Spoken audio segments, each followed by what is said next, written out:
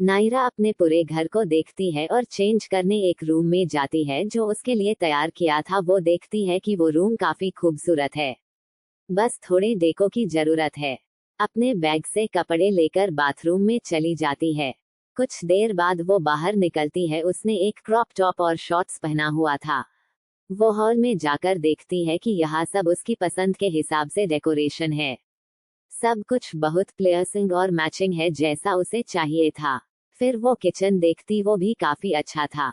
अब उसे भूख लगती है क्योंकि वो होटल से बहुत जल्दी में निकल गई थी बिना ब्रेकफास्ट किए। इसलिए वो नूडल्स बनाने का सोचती है। बस थोड़ी देर में नायरा के स्पेशल सॉसी नूडल्स बनकर तैयार हो जाते हैं। ब्रेकफास्ट करने के बाद वो बेसमेंट में जाती है। वहां पर एक लैब है और बाकी जगह कंप्यूटर सेट किए हैं। ये सब नायरा ने सेट करने के लिए कहा था। वो लैब में जाकर एक फॉर्मूला पर काम करने लगती है और काम करते करते उसे दोपहर हो जाती है। तब उसका फोन बजने लगता है। नायरा हेलो उधर कुछ कहा जाता है और फिर कॉल डिस्कनेक्ट हो जाता है। नायरा बेसमेंट से निकलकर हॉल में आ जाती है। उसके सामने एक खूबसूरत लड़की खड़ी होती है और वो दौड़कर नायरा को गले लगा लेती है। नायरा तुम यहाँ क्यों आई? मैंने मना किया था ना। लड़की अरे यार तू मुझे देखकर एक झूठी है सही, बट स्माइल तो कर सकती थी ना, क्यों हर बार अपना ये बोरिंग एक्सप्रेशन देखती है? तू अगर यही सब करेगी तो मुझे मेरे जीजू कैसे मिलेंगे? और मुंह बना लेती है। नायरा उसे देखकर शटअप आ गई हो तो कोई कांड मत करना, और हाँ तुम अलिना के साथ कंपनी के पास वाले अपार्टमेंट में रहोगी। अब मुझे कोई बहस नहीं चाहिए। अगर तुम ऐसा नहीं करती हो तो जा सकती हो यहाँ से। लड़की औक तो आप इतने बड़े घर में अकेली रहेगी। नायरा मैं दूध पीती बच्ची नहीं हूँ जो अकेले ना रह सकूं, और तुम्हारी झांकरी के लिए बता दूं जब तक शिरीन नहीं आती तब तक अलीना तुम्हारे साथ रहेगी। इतना बोलकर वो अपने बेसमेंट में फिर से चली जाती है और काम करने लगते हैं।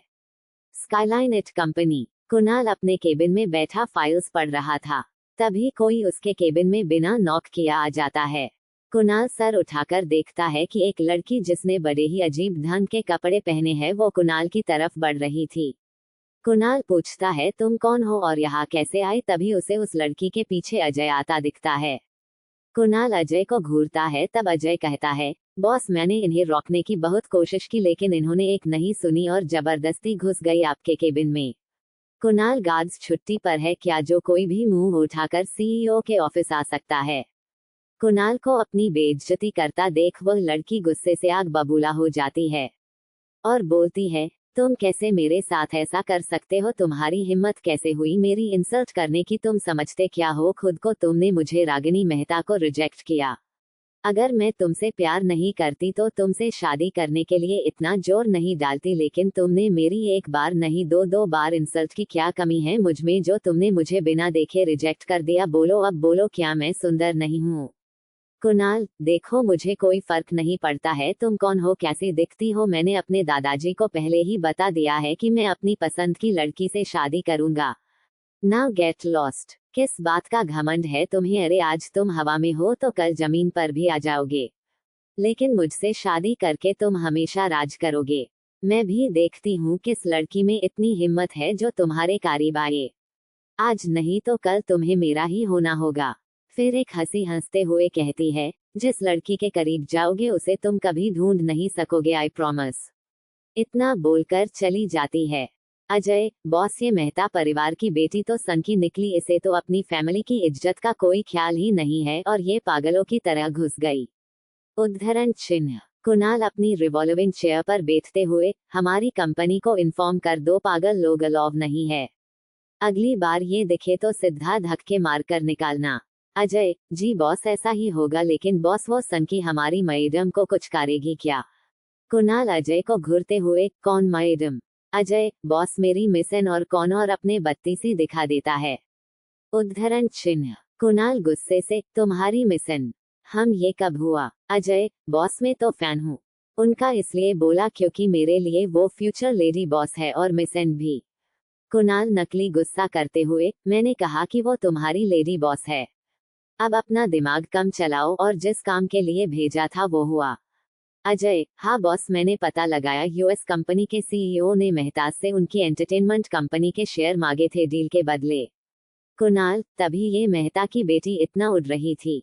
क्या इसे नहीं पता कि जिस बिजनेस को ये चला रही है उसके शख्स से डील फिनल की है। अच्छा है उसे खुद को ही थप्पड़ मारने दो। और नए प्रपोजल के बारे में क्या? अजय खुश होते हुए, बॉस ये हमारे पुराने क्लाइंट का ही है जिसने अपनी कंपनी के हेडक्वार्टर इंडिया में शिफ्ट किए हैं। सबको लगता था कि कोई रशियन होगा तभी तो रशिया को इतना सपोर्ट दिया है टेररिस्ट से बचाने में। कुणाल, तो ये प्रपोजल एनएस कंपनी का ही है। डिटेल्स बताओ। अजय, एस बॉस, पहले इस कंपनी ने हमसे 3 बिल्डिंग बनवाए अलग अलग कंपनी के लिए और आज ही ऑफिस सेट हो चुका है और एम्प्लॉयज को रिक्रूट कर रही है। हालांकि इनकी NS defence and technology start हो चुकी है। उसमें उनके सभी ओल्ड एम्प्लॉयज ही है या कुछ नए जो ट्रेंड है पहले से। एनएस फार्मास्यूटिकल्स कंपनी में लैब रेडी नहीं हुआ है, इसलिए वो अभी स्टार्ट नहीं हुई। बॉस, हमें लैब ट्रेनिंग सेंटर एम्प्लॉयज के लिए एक कॉम्प्लेक्स जो कंपनी के पास हो और अनाथ आश्रम बनवाने का ऑर्डर है, वो 3 कंट्री में, इंडिया, सिंगापुर और फ्रांस में। कुणाल कुछ सोचते हुए, इतना बड़ा प्रोजेक्ट बिना किसी प्रेजेंटेशन के हमें देना थोड़ा अजीब है। और ये बताओ, तुमने उनकी कंपनी के शेयर्स खरीदे? अजय, बॉस, उन्होंने कहा है वो आपको अपनी किसी एक कंपनी के 10% दे सकते हैं, क्योंकि उनकी कंपनी में इनसाइडर्स है, शेयर होल्डर है। कुणाल, ग्रेट, कंपनी का चेयरमैन काफी केपेबल है। अगर वो हमें शेयर्स दे रहे हैं तो इसका मतलब ये है कि वो फ्यूचर में हमसे कोलैबोरेट करना चाहते हैं। उनके शेयर्स खरीद लो और हाँ, उन्होंने जो 10% सिंघनिया इंडस्ट्रीज को ऑफर दिया है उसे भी ऑप्ट कर लो। Ajay, okay boss. फिर वो चला जाता है। कुणाल खुद से कहता है, इस कंपनी को कुछ ज्यादा भरोसा है मेरी कंपनी और छोटे डेड की कंपनी पर। एक ना एक दिन उस जीनियस से जरूर मिलूंगा जिसने बिजनेस में सिर्फ प्रॉफिट नहीं देखा। फिर वो अपने काम में लग जाता है, तभी वो देखता है बाहर बारिश हो रही है। उसकी विंडो खुली थी जहां से ठंडी हवा आ रही है। आज मौसम काफी अच्छा था, इसलिए कुणाल ने फ्रेश एयर के लिए खिड़की खोल दी थी। वो उठकर खिड़की के पास चला जाता है और बादलों को देखते हुए अपनी आंखें बंद कर लेती है। तभी उसके सामने वही खूबसूरत लड़की दिखती है जिसने उसके दिल और दिमाग पर एक गहरी छाप छोड़ी है।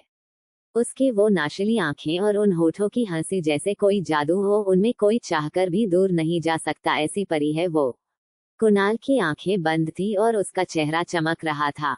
उसके होंठ भी एक प्यारी मुस्कान में बदल गए थे। तभी उसके फोन के रिंग होने की वजह से उसका ध्यान हटा। उसने जाकर कॉल रिसीव किया, दूसरी तरफ से कुछ कहा गया और वो तुरंत वहां से निकल गया। ऋषि कुणाल के पास आकर बोलता है, क्या बात है, तू जल्दी में लग रहा है? कुणाल, हाँ, मुझे अर्जेंट कॉल आया है, तू संभाल लेना, यहाँ सब मुझे आने में थोड़े दिन लग सकते हैं। ऋषि जानता है कि क्या काम है, इसलिए वो उससे कोई और सवाल नहीं करता, बस कहता है, तू यहाँ की फिक्र मत कर, मैं हूं ना, सब हैंडल कर लूंगा और आर्यन अंकल का भी ध्यान रखूंगा, तू जा अपना काम कर। कुणाल उसे गले लगा कर कहता है, एक तू ही तो है जिस पर मैं इतना ट्रस्ट करता हूँ। थैंक यू यार, मेरे साथ हमेशा रहने के लिए। अब ज्यादा ही इमोशनल नहीं हो गया तू, बस मुझे एक प्यारी सी भाभी दे दे, बस फिर लाइफ सेट है अपनी, क्या पता तेरी कोई साली हो और मेरी वो पूरी घरवाली बन जाए। कुणाल उसे घूरते हुए देख, अभी जाने दे रहा हूँ, मैं अपना समय खराब नहीं कर सकता तुझ पर, मुझे जल्दी निकलना है। बाय ऋषि, और जल्दी आना और अपना ख्याल रखना, मेरी होने वाली भाभी की तरफ से तेरे लिए। और हंसने लगता है। कुणाल उसे घूरते हुए चला जाता है। Greenland complex. नायरा को काम करते हुए बहुत समय हो गया था। तभी उसे किसी का फोन आता है और उधर से बोला जाता है, बॉस, हमें खबर मिली है कुणाल कपूर अभी जल्दी में निकले हैं, क्या हम उनका पीछा करें? नायरा, बिल्कुल नहीं, हम उसका पीछा नहीं कर सकते, इससे उसे गलतफहमी हो सकती है। तुम हमारे मिनी रोबोट्स का इस्तेमाल करो और कुणाल से दूर ही रहना, बस तुम्हें उसे प्रोटेक्ट करना है। उसने मेरे पापा के लिए बहुत कुछ किया है, इसलिए जरूरत पड़ने पर ही तुम उसके सामने आयोगे। आदमी, ऑक बॉस, जैसा आप चाहती है वही होगा। बॉस, आप कुणाल सर को कब बताएगा कि वो जिस पर भरोसा करते हैं वो उसका इस्तेमाल कर रहा है? नायरा, सब कुछ बताने से उसे मुझ पर और मेरी आइडेंटिटी पर शक हो सकता है, इसलिए हमें सब कुछ प्लान के हिसाब से करना होगा, नहीं तो उल्टा हम उनके जाल में फंस जाएंगे। इतना कहकर कॉल कट कर देती है। नायरा अपने सामने बने अंटडोरे को देखते हुए सोचती है बस पापा जल्दी ठीक हो जाए उसके बाद उन्हें सब कुछ बताना है, वही मेरी कुणाल को समझने में मदद कर सकते हैं। फिर वो बेसमेंट से निकलकर देखती है एलिना खाना बना रही है, वो उसे देखकर काम कैसा चल रहा है। एलिना, बॉस सब कुछ सही जा रहा है और किसको समझा दिया है। वो जल्द ही अपनी मूवी की शूटिंग में बिजी हो जाएगी। और आपने जो मुझे कॉलेज के लिए कहा था कि आप अपनी वेस्टर्न मेडिसिन का लास्ट सेम पूरा करना चाहती है, तो मैंने सारी फॉर्मेलिटी पूरी कर दी है। आप कल से ज्वाइन कर सकती है और ऑफिस में एक बार प्रिंसिपल से मिलकर अपनी ईद ले सकती है। नायरा अपना सर हिलाते हुए कहती है बहुत अच्छे, अब ऐसा एक स्टूडेंट बनकर कोई मुझ पर शक नहीं करेगा और मुझे अपना फाइनल ईयर पूरा तो करना ही था। एलिना है बॉस, अभी आप सिर्फ 20 साल की है। हमारा काम जरूरी है लेकिन आपकी पढ़ाई भी बहुत जरूरी है, वैसे भी यहाँ टैलेंट को एक सर्टिफिकेट की जरूरत पड़ती ही है। नायरा, मटीरियलिस्टिक चीजें करना जरूरी होता है और फिर दोनों साथ में बैठकर अपना खाना खाने लगती है। एलिना सिंह नायरा की असिस्टेंट और उसकी दोस्त दोनों का स्वभाव एक जैसा है, इसलिए उनको बहुत बनती है। कृषा सिंह एलिना की छोटी बहन है और नायरा भी उसे छोटी बहन मानती है, लेकिन वो बहुत परेशानी खड़ी करती है, इसलिए वो उसे दूर ही रखते हैं क्योंकि वो बहुत नादान और मासूम है। फिर दोनों सोने चली जाती है। अगली सुबह 5 am नायरा उठकर जिम में जाती है। इस विला में सारी सुविधा है। 1 घंटे बाद बाहर फ्रेश एयर लेने कॉम्प्लेक्स के गार्डन में जॉगिंग करती है। इस कॉम्प्लेक्स में सिर्फ 5 विला है, तो ज्यादा लोग नहीं आते हैं और वैसे भी यहाँ पर ज्यादातर खाली थे। नायरा को शांति काफी पसंद है और वो मन ही मन अपने पापा पर गर्व करती है कि वो कितने ब्रिलियंट बिजनेसमैन हैं और उनका स्टूडेंट भी उनकी तरह बहुत काबिल है। नायरा को पता ही नहीं चला कि कब वो कुणाल से इम्प्रेस हो गई। शायद जब उसे पता चला कि वर्ल्ड की टॉप 8 कंपनी जिससे वो काफी इम्प्रेस्ड थी वो कुणाल ने अपनी मेहनत से खड़ी की है, या फिर इसलिए कि कुणाल ने उसके पापा को अपना समझा और उनका इतना ख्याल रखा। उसी वक्त उसे एक कॉल आता है। दूसरी तरफ से बॉस कुणाल सर ने अपनी टीम के साथ मिलकर चुराए हुए हथियार बचा लिए हैं, लेकिन ये पता नहीं चला कौन है वो। नायरा, कुणाल कहा है क्या वही उसे ही इन हथियारों को बेस तक पहुंचाने का काम दिया गया है। उद्धरण आदमी, बॉस कुणाल सर उस ट्रक पर नहीं है, मुझे भी पहले यकीन नहीं हुआ, लेकिन मुझे जहां तक पता चला है वो दूसरे मिशन पर जा रहे हैं और ये हमसे रिलेटेड है। उन्होंने फिर से हमारे लोगों पर सारा इल्जाम डाल दिया है। उद्धरण चिन्ह। नायरा की आंखों में एक आग थी और उसने कहा, तो चलो उनकी मुराद पूरी कर दी जाए, बहुत हो गया चूहे बिल्ली का खेल। अब उन्हें पता चलेगा कि हम छुपकर नहीं सामने से वार करते हैं। आखिर हमारे नाम को इस तरह बदनाम करने की सजा तो उन्हें ही मिलेगी।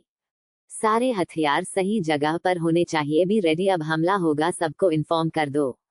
नायरा की आंखें आज आग बरसा रही थी, उसकी आवाज कठोर थी, उनकी पूरी फोर्स जोश से भर गई थी। उसने आगे कहा, इतनी बुरी तरह हरा दो कि खुद पर शर्म करे। क्या आप सब तैयार है? उधार से एक गुंज आती है, yes boss we are ready, हम बता देंगे कि हम में कितना दम है। नायरा एक प्राउड मुस्कान के साथ, बहुत अच्छे, मुझे भरोसा है तुम सब मुझे गर्व महसूस कराओगे। ऑल द बेस्ट, और कॉल कट कर देती है। उद्धरण नायरा खुद से, तुम हमें पकड़ना चाहते हो तो अब हम सामने होगे, अब देखेंगे कौन कितना पानी में होगा। और एक शैतानी स्माइल करती है। वही अपनी बॉस के फोन रखने के बाद निहाल सिंह अपनी फोर्स को देखते हुए कहता है, हमें वो हथियार किसी के हाथ नहीं लगने देने हैं। तुम सब ने सुना बॉस ने जो कहा, अब बस हमें उनके ऑर्डर को फॉलो करना है। ब्लू फोर्स, यस लीडर, हम तैयार है अपने मिशन के लिए, और ये कहकर सब निकल जाते हैं। उद्धरण चिन्ह। ब्लू फोर्स इसलिए क्योंकि इनकी यूनिफॉर्म नेवी ब्लू है, इसलिए हम इसे ऐशा ही बुलाएंगे, बाकी आपको ग्रुप का नाम बाद में पता चलेगा। और निहाल सिंह वही है जिससे नायरा ने बात की थी। Old building beside army quarter.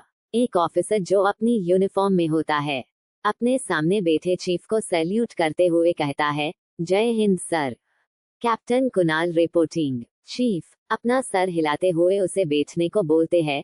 फिर वो आगे कहते हैं, बहुत अच्छे कुणाल, तुमने हमारे सबसे कीमती हथियारों को गलत हाथों में लगने से बचाया है। कुणाल, चीफ ये तो पूरी टीम ने मिलकर किया है। उद्धरण चिन्ह। चीफ, हाँ बिल्कुल, लेकिन तुम्हारी लीडरशिप के बिना ये कभी पॉसिबल नहीं होता।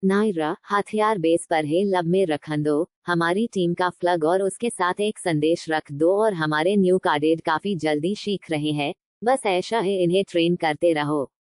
निहाल खुश होकर थैंक यू बॉस, और वहां से बस हम की आवाज आकर कॉल कट हो जाता है। फिर वो अपना काम करके अपनी फोर्स के साथ निकल जाता है अपने बेस की तरफ। ग्रीनलैंड कॉम्प्लेक्स में बैठी नायरा अभी भी अपनी लैपटॉप स्क्रीन को घूर रही थी और फिर एक मिस्टीरियस हंसी के साथ कहती है, अब क्या करोगे मिस्टर रस्तोगी, कब तक दुनिया से झूठ बोलोगे? अब मैं देखती हूँ वो मोहिनी कब तक सच छुपा सकती है। और इतना कहकर वो शांत हंसी हंसने लगती है। ग्रीनलैंड कॉम्प्लेक्स में बैठी नायरा अभी भी अपनी लैपटॉप स्क्रीन को घूर रही थी और फिर एक हंसी के साथ कहती है, अब क्या करोगे मिस्टर रस्तोगी, कब तक दुनिया से झूठ बोलोगे? अब मैं देखती हूँ वो मोहिनी कब तक सच छुपा सकती है। और इतना कहकर वो शांत हंसी हंसने लगती है। नायरा कहती है, अब देखना ये है कि ये औरत किस तरह अपने उन मेकअप करने वाले हाथों से किसी और के बनाए हथियार बनाएगी। इतना कहकर वो हंसने लगती है। नायरा की हंसी बहुत खतरनाक थी, जैसे एक जंग का आगाज होने लगा है। फिर वो अपने सामने लैपटॉप पर चल रही एक वीडियो को चीफ के लैपटॉप पर भेज देती है। नायरा, अभी कुछ समय के लिए कोई हलचल नहीं होगी, यही सही वक्त है, अपने कुछ लोग मिलिट्री की स्पेशल फोर्स के लिए भेज दो। वैसे भी स्पेशल फोर्स के चीफ ने खुद हमसे अनुरोध किया है, पूरा तो करना पड़ेगा। एलिना, ऑक बॉस, काम हो जाएगा। इतना कहकर वो चली जाती है। Secret base. कुणाल, जो अपने दूसरे मिशन की तैयारी कर रहा था, उसे अपने चीफ का फोन आता है और दूसरी तरफ बस इतना कहा जाता है, कुणाल, अब मिशन पर तुम नहीं जाओगे, जल्दी से मेरे ऑफिस में आओ, इट्स अर्जेंट। कुणाल, ऑक मैं अभी आता हूँ। इतना कहकर वो एक सीक्रेट डोर से ऑफिस के अंदर जाता है और पूछता है, क्या बात है सर, आपने इतने जल्दी में बुलाया? चीफ, कुणाल, बात है कुछ ऐसी है, ये देखो। फिर वो उसे टीवी पर आज की न्यूज़ चला देते हैं। कुणाल न्यूज़ देखकर सब समझ जाता है और अपने सीनियर को देखकर कहता है, क्या ऑर्डर है सर? चीफ कुणाल को एक वीडियो दिखाता है जिसमें आज का पूरा सीन था कि कैसे मिलिट्री के कुछ ऑफिसर्स ने धोखा किया और वो हथियार उन्हें सौंप दिए। कुणाल वीडियो देखते हुए कहता है, तो क्या मिलिट्री रेड ब्लूडेड गैग से मिली है, इसलिए उन्होंने अपने सबसे बड़े राइवल को हमेशा टारगेट करने के लिए मिलिट्री का इस्तेमाल किया। और फिर हंसते हुए आगे बोलता है, तो अब जाकर जवाब दिया है। बहुत खूब, इनकी काबिलियत तो तारीफ के काबिल है, लेकिन वो हथियार चुराकर सही नहीं किया है, सिर्फ अपनी पावर दिखाने के लिए। चीफ उसकी बात सुनकर उसे एक रिकॉर्डिंग सुनाता है। हेलो चीफ विजय चौहान, मैं आपसे बस इतना कहना चाहती हूँ कि मिलिट्री ने बिना किसी सबूत के फिर से हम पर अपना निशाना साधा, तो ये अच्छा तो बिल्कुल नहीं होगा। रही बात हथियार की, तो तुम कौन होते हो हमें चोर कहने वाले, जब मिलिट्री ही चोरी करके इन हथियारों को अपना समझकर इस्तेमाल कर रही है। अपने बीच के भेड़िए कालो और देश को एक काबिल मिलिट्री दो। Good bye. और लैपटॉप की स्क्रीन ब्लैंक हो गई। कुणाल अपने सामने बैठे चीफ को देख रहा था, जो अभी काफी शौक और पछतावे थे। उसने कहा, क्या जो इस वीडियो में था वो सब सच है? कुणाल का सवाल सुन चीफ हाँ में अपनी गर्दन हिला देते हैं। तो क्या ये हथियार मोहिनी रस्तोगी ने नहीं बनाए? इतना बड़ा ब्लंडर, वो भी डिफेंस सिस्टम में, कैसे हो सकता है? चीफ, यह कुछ भी पॉसिबल है और ये सब आर्मी के ऑफिसर्स को भी नहीं पता है, लेकिन इस ग्रुप को सब पता है, ये गौर करने वाली बात है। कुणाल गुस्से से, आपने सब होने दिया और कुछ नहीं किया सर, मुझे आपसे ये उम्मीद नहीं थी। इतना बोल वो बिना कुछ सुने चला जाता है। विजय चौहान कुणाल को जाता देख खुद से कहते हैं, मैं मजबूर था, अगर मैं ऐसा नहीं करता तो अपनी साथी दोस्त की जिंदगी बचाना मेरे लिए बहुत मुश्किल होता, और मैं अकेला नहीं हूँ कुणाल, तुम्हारे पापा भी जानते थे। अभी मैं तुम्हें कुछ नहीं बता सकता, लेकिन बहुत जल्द तुम अपने आप जान जाओगे। कुणाल बाहर निकलकर ऋषि को फोन करता है और उसे गाड़ी लेकर आने का कह खुद अपना काम करने लगता है, लेकिन उसके दिमाग में वही सब घूम रहा था जो उसने सुना। उसे काफी बुरा लग रहा था कि कैसे कोई किसी की मेहनत को अपना कहकर जी सकता है। और अब उसे खुशी थी कि जो इनके साथ हुआ ये बिल्कुल सही था। चोर से चोरी थोड़ी गलत है, चाहे वो मिलिट्री की क्यों ना हो। वो अपनी सोच में गुम था कि तभी उसका फोन बजने लगा और वो अपना फोन उठाकर अपने ऑफिस को लॉक कर चला जाता है। Greenland complex. एक कार कॉम्प्लेक्स के अंदर जाती है और सीधा माउंटेन विला के सामने रुकती है। कुणाल और ऋषि दोनों बाहर निकलते हैं और अपने विला के अंदर चले जाते हैं। कुणाल बहुत थक गया था, इसलिए वो अपने कमरे में चला जाता है और अपने कपड़े लेकर बाथरूम में चला जाता है। सावर ऑन करके वो उसके नीचे खड़ा हो जाता है और आज जो हुआ उन सब के बारे में सोचने लगता है। आज ये ठंडा पानी भी उसे शांत नहीं कर रहा था। उसकी बेचैनी पता नहीं क्यों बढ़ती जा रही थी। कुणाल अपने कपड़े पहनकर बालकनी में खड़ा हो जाता है और आंखें बंद कर अपने चेहरे से टकराती हवा को महसूस करने लगता है। तभी उसे बांसुरी की वही धुन सुनाई देती है जो उसने बीच पर सुनी थी और उसकी आंखों के सामने वही चेहरा आ जाता है और वो देखता है कि ये आवाज उसके सामने वाले विला से आ रही है। वो जल्दी से अपने कमरे से निकलकर जाने लगता है। उसे तो ऋषि भी दिखाई नहीं देता जो सोफे पर बैठा टीवी देख रहा था। कुणाल अपने घर से निकलकर सामने वाले घर में जाता है और उस धुन की आवाज की तरफ खिंचा चला जाता है। ये आवाज उस गार्डन से आती है और उसके सामने वही चेहरा होता है जिसे वो देखना चाहता था। कुणाल उसे देख अपने दिल पर हाथ रखकर खुद से कहता है, कौन हो तुम, कैसे तुम समझ जाती हो मुझे तुम्हारे साथ की जरूरत है। वो उसके और पास जाकर आगे कहता है, क्या है तुम में ऐसा जो तुम्हें देखकर मेरी सारी बेचैनी हवा हो जाती है। कौन सा जादू आता है तुम्हें जो मैं कुणाल कपूर तुम्हारे वश में हो गया। वो बस उसे देखते ही जा रहा था। उसकी नजर ही नहीं हट रही थी उस खूबसूरत लड़की से जो अपनी धुन में मस्त थी। नायरा जो चांद को देख अपनी बांसुरी बजा रही थी क्योंकि आज उसे भी सुकून की जरूरत थी। शायद दोनों के दिल का कनेक्शन एक हो गया हो, लेकिन किसी को खबर ही नहीं हुई। कुणाल तो दुनिया जहान से बेखबर नायरा के पास जाकर उस झूले पर बैठ जाता है। जब नायरा को किसी का उसके पास होना महसूस होता है तब वो अपनी आंखें खोलती है और उसके सामने एक बेहद ही आकर्षक चेहरा होता है। एक पल के लिए तो वो भी खो जाती है, लेकिन जल्दी से कुछ समझकर उसे देखते हुए बोलती है, तुम यहाँ क्यों हो। उसके ऐसे सवाल को सुन कुणाल होश में आकर कहता है, वो मैं यही तुम्हारे सामने रहता हूँ। नायरा उसका जवाब सुनकर उसे अजीब तरीके से घूरती है। तब कुणाल को कुछ गलत लगता है कि उसने जल्दी में क्या कह दिया। मेरा मतलब मैं तुम्हारे सामने वाले विला में रहता हूँ। नायरा, अच्छा तो यहाँ क्यों हो तुम, मेरे विला पर कब्जा करने आए हो क्या। कुणाल, अरे नहीं, वो मैंने आवाज सुनी इसलिए देखने आ गया। तुम बहुत प्यारी हो, मतलब बहुत प्यारी धुन बजाती हो। कुणाल फिर आगे कहता है, मैं बहुत थक गया हूँ, क्या मैं यही सो जाओ। और एक बच्चे जैसा चेहरा बनाकर नायरा को देखने लगता है। उसका ऐसा चेहरा देख नायरा सोचने लगती है, क्या करूं, सोने दूं या नहीं। फिर वो सोचती है, वैसे ये जगह है काफी अच्छी और ये भी थका है बहुत, तो आज इसे अपने गार्डन में सोने देती हूँ। फिर वो बोलती है, ठीक है। उसका इतना ही कहना था कि कुणाल उसी झूले पर नायरा की गोद में अपना सर रख देता है और अपनी आंखें बंद कर लेता है। नायरा को तो कुछ रिएक्ट करने का समय ही नहीं मिलता, वो वही जमी सी बैठी रहती है। फिर उसे गुस्सा आ जाता है और वो उसे देखती है कि कुणाल कितने आराम से लेटा है। उसका चेहरा देख वो पिघल जाती है और खुद भी चांद को देखने लगती है। यहाँ सोने के लिए हाँ करने पर कुणाल उसकी गोद में सर रख अपनी आंखें बंद कर लेता है। नायरा को तो कुछ रिएक्ट करने का समय ही नहीं मिलता, वो वही जमी सी बैठी रहती है। फिर उसे गुस्सा आ जाता है और वो उसे देखती है कि कुणाल कितने आराम से लेटा है। उसका चेहरा देख वो पिघल जाती है और खुद भी चांद को देखने लगती है। नायरा चांद को देख रही थी और कुणाल उसे। वो खुद से कहता है, क्या वो हैंडसम नहीं है जो नायरा उसे छोड़ किसी और को देख रही है। फिर वो उस चांद को देखता है, फिर नायरा को जो कहीं खोई हुई सी बस एक टक चांद को निहारे जा रही थी। उसे गुस्सा आता है चांद पर और वो सोचता है, क्या नायरा को चांद की तरह सफेद भूत पसंद है जो अपने चेहरे पर ट्यूब लाइट लगाकर घूमते हैं। अब कुणाल को कौन समझाए कि नायरा चांद को ऐसे इसलिए देखती है क्योंकि वो उसकी चमक और शांति को खुद में यूं ही बनाए रखे। ये एक तरह का मेडिटेशन है जो उसकी माँ तारिणी ने उसे सिखाया था। इसका कारण आपको आगे कहानी में पता चलेगा। फिर वो सोचता है, क्या वो पागल हो गया है, चांद से कौन जलता है।